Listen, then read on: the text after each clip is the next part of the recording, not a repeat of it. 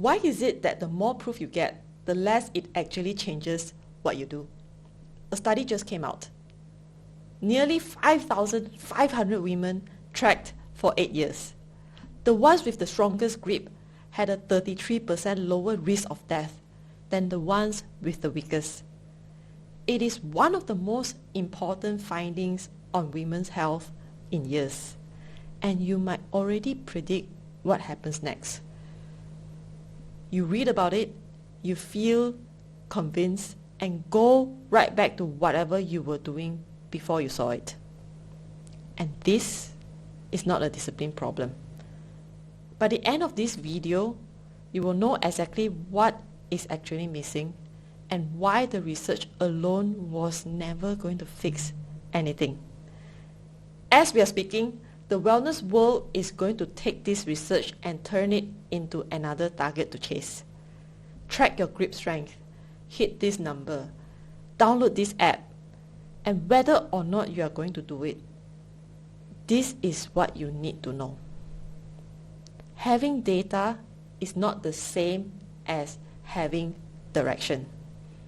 Knowing what to measure does not tell you what you are building it for.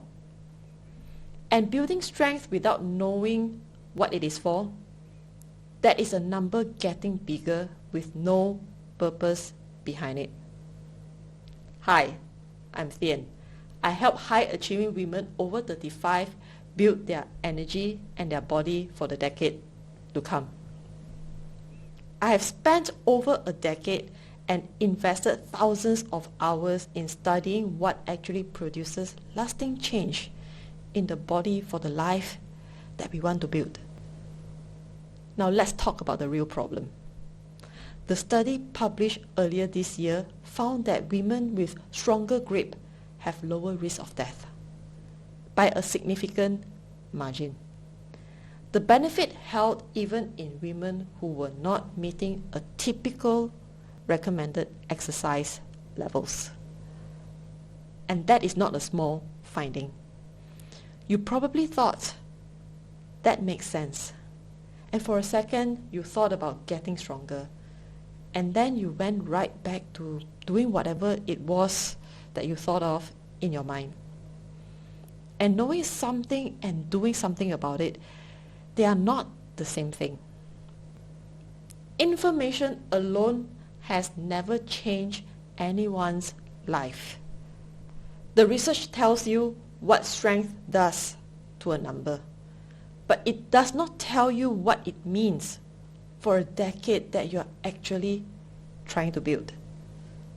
And that is the conversation that is still missing. Think about a savings account. You can decide today to start putting money in. And you cannot go back 10 years ago and deposit what you wish you had saved back then. And the strength you built this year is the same. You cannot borrow it from a decade that has already passed. You can only build it now for the decade that is coming. The research is empowering, but it stops at the data. And the data stops short of a question that actually changes what you do on a Monday morning. So let me walk you through the 3 things that the longevity boom is not telling you. The first thing, the number is not the point. The wellness industry has already turned grip strength into a metric. Clinics are testing it, apps are tracking it, and someone is already selling you a program specifically designed to improve your grip strength score. And none of it is bad. But here is what I want you to notice. When the focus becomes a number, the numbers becomes a goal. And when the number becomes a goal, you are training for a test. The number is just the score, and the score is not the reason. What the research measures is the outcome of a decision someone made years earlier. To build strength not as a fitness phase, but a decade decision. The score arrived because the work was already done. you are not training for a test. You are training for a life. Hey, listen, I appreciate you. And if you're watching this and something I've shared is resonating with you, I want to ask you to do two simple things. First, hit the like button because it tells YouTube that this conversation matters, so it can reach more women who feel stuck in their body, their energy, and their consistency and think that they are the problem. And second, subscribe, because on this channel, I'm going to talk about things that most people don't explain clearly. How to build strength without burning yourself out. How to lead your body instead of fighting it. And how to stop relying on willpower and start creating consistency that actually lasts, and how energy, identity, physiology quietly shape the life that you're living. So if you are someone who's tired of trying harder and ready to understand your body and yourself differently, then this channel is for you. So go ahead, like and subscribe. And now back to the video. And the second thing, what strength actually holds. I want you to think beyond the gym for a second. Grip strength predicts mortality not because your hands need to be strong. It predicts mortality because grip strength is a proxy.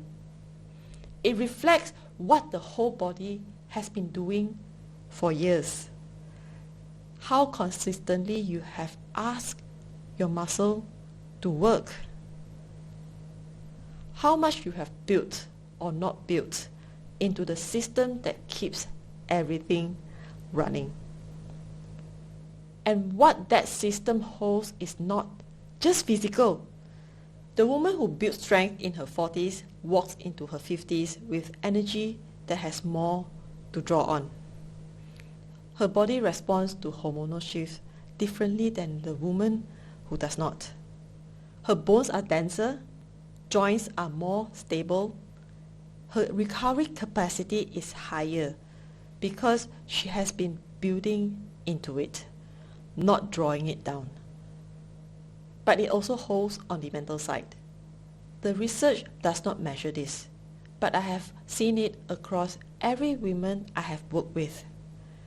The woman who holds physical strength builds something else alongside it, a different relationship with what her body can do, a different standard for what she tolerates, a different identity. Not bracing for the decline, but building against it. Strength is not just what keeps you alive longer. It is what keeps you living the kind of life worth living longer. And strength is not a fitness goal. It is the pillar your next decade runs on. And the third thing is the question that nobody is asking you. Now that the research exists, the wellness world has a new angle. Build strength for longevity. And here's the program, here's the numbers to hit. And what nobody is stopping to ask is the question that makes all of it meaningful. What do you want for your next decade to hold? Do you want to be the woman who still travels without help at 70? Do you want to lift your grandchild without thinking about your back? Do you want to walk into a room at 55 and feel the same groundedness that you feel now? Do you want to be present, not just alive, for the people who need you now? Because those answers determine what you are building. And most women have never been asked to answer them. They have been given targets, programs, weekly plans, and nobody ever sat down with them and asked what the next decade actually needs to look like.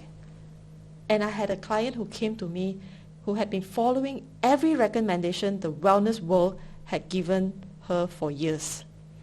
She was training, she was eating, she had the numbers. And when I asked her what she was building for, She went quiet. She had never been asked. And she had been so focused on doing the right things that the question underneath, the reason, had never been part of the conversation. And when we answered that question first, everything that she did in the gym took on a different angle. It was more purposeful, and she was not training to hit a number.